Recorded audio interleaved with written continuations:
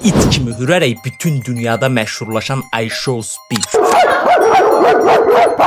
2 ildir dort yeməyib, dedim bugün olar deyərək onu yeyən və bir gecədə bütün Azərbaycanda məşhurlaşan bu oğlan. Dedim bugün olar. Onları birləşdirən ortaq bir nöqtə var. İlk olaraq onu deyim ki, dünyada bir ilk yaşandı. Tarixdə heç bir kəsə verilməyən xüsusi icazə analoq olmayan bambıllıqları ilə məşhur olan iShow Speed-ə verildi. O piramidaların içindən, pironların məzarı daxilindən canlı yayım açan ilk insan oldu. Tam 3,5 milyon insan eyni anda onu izlədi. Piramidalar turistlərə bağlandı sırf ona görə. Bu icazə indiyə qədər heç bir kəsə verilməmişdi. İndi qaydaq bizə. Ali illərlə idmanda tər döktü. Bayrağımızı dünya arenalarında dalğalandırdı, amma tanınmadı. Nə vaxt gözünün də dediyi kimi özünü dəli yerinə qoydu və bu videonu çəkdi. Mən 2 ildən çox ciddi idmanla məşğul oldum.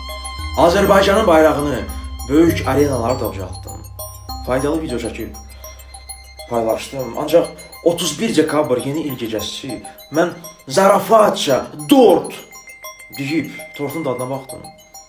Dedim bugün olar. Dedim özümü gəncdən dəli kimi apardım. Və məhz buna görə insanlar mənə inanır. Bundan sonra bütün ölkə ondan danışmağa başladı. İndi hamı ona hörmət eləyir. Bir tərəfdə Ali, bu dəqiqə hamı onu reklama çağırır, onunla video çəkmək istəyir. Hətta böyük brendlər belə. Digər tərəfdə isə Speed, olanlar ortadadır. Dövlətlər artıq özünü tanıtmaq üçün ondan istifadə eləyir. Niyə? Çünki dünya artıq dəyişib. Sən hələ də diplomuna güvənib yerində sayırsan. Artıq ağıllı olmaq, savadlı olmaq yetmir. Görünən olmaq lazımdır. Yeni qaydalar budur. Hörmət də ordadır, pul da diqqətdə.